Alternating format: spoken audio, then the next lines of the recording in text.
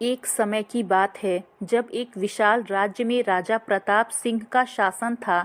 ये राज्य अपनी समृद्धि, कला और संस्कृति के लिए प्रसिद्ध था, लेकिन इस राज्य के एक कोने में एक रहस्यमयी जंगल था जिसे भूल भुलैया वन कहा जाता था। इस जंगल में रहने वाला जादूगर अभिनव अपनी जादुई शक्तियों के लिए मशहूर था।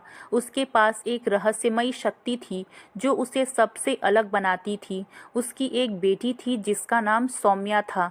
सौम्या भी अपने पिता की तरह जादू जानती थी, लेकिन उसे अपनी शक्तियों के पीछे छिपा रहस्य नहीं पता था। सौम्या अपने पिता के साथ जंगल में एक छोटे से महल में रहती थी। अभिनव ने उसे जादू की शिक्षा दी थी, लेकिन उसे ये कभी नहीं बताया कि वो इतनी खास क्यों है। सौम्या का दिल हमेशा ये जानने के लिए उत्सुक रहता था कि उसके पिता उसे बाहर जाने से क्यों रोकते हैं।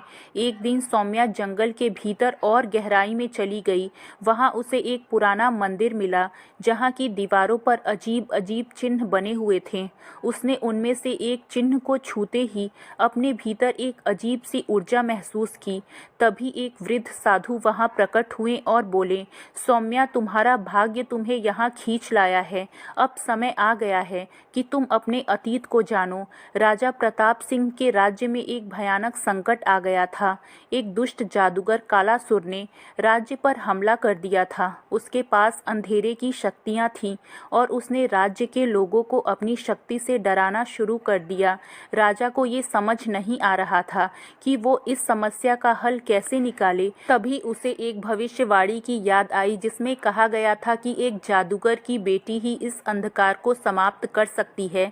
सौम्या को अपने पिता के बारे में एक रहस्य पता चला। उसे पता चला कि कालासुर ही उसके पिता का सबसे बड़ा शत्रु था और उसकी मां कालासुर के कारण ही खो गई थी। सौम्या ये जानकर हैरान रह गई और उसने अपने पिता से इस बारे में पूछने की ठानी। अभिनव ने सौम्या को बताया कि उसकी मां वृंदा एक शक्तिशाली जादूगरनी थी जिसे कालासुर ने एक शाप देकर एक रहस्यमयी गुफा में कैद कर दिया था।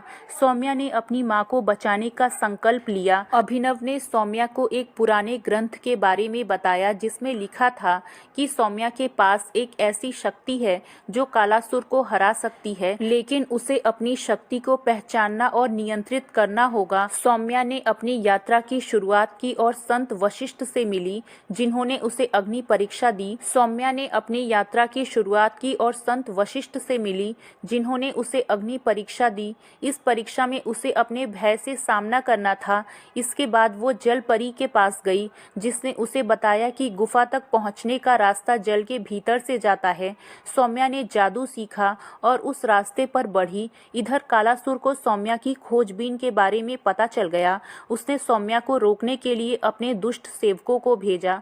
सौम्या का सामना छाया योद्धाओं से हुआ जो कालासुर के अंधकार से बने थे। उसने अपनी जादुई शक्ति और पिता की सिखाई गई तरकीबों से उन्हें हराया। सौम्या अंततः उस गुफा तक पहुंची जहां उसकी मां कैद थी, लेकिन वहां एक बड़ा रहस्य छिपा था। गुफा के द्वार पर एक शापित पहरेदार खड़ा था जो सौम्या से बोला, यदि तुमने इस द्वार को खोलने की कोशिश की तो ये शाप तुम्हें भी कैद कर देगा। सौम्या ने बुद्धि और साहस से एक जादुई मंत्र का उपयोग किया जिससे द्वार टूट गया और उसकी मां मुक्त हो गई। अब सौम्या और उसकी मां राज्य लौटे, लेकिन कालासुर ने पूरे राज्य को अपने जादू से ढक दिया था। सौम्या ने कालासुर को सीधी चुनौती दी। कालासुर और सौम्या के बीच भयंकर युद्ध हुआ। सौम्या ने अपनी सारी शक्ति से कालासुर को मात दी, लेकिन कालासुर अंतिम क्षण में एक शाप छोड़ गया जिससे सौम्या की शक्तियां क्षीण होने लगी। सौम्या ने अपने जीवन की आहुति देकर कालासुर को हमेशा के लिए समाप्त कर दिया। सौम्या के बलिदान से राज्य फिर से उज्जवल हो गया। राजा प्रताप सिंह ने उसे सदा याद रखने का प्रण लिया और उसकी मां वृंदा ने राज्य के लोगों को जादू और आत्मरक्षा की शिक्षा देने का कार्य शुरू किया।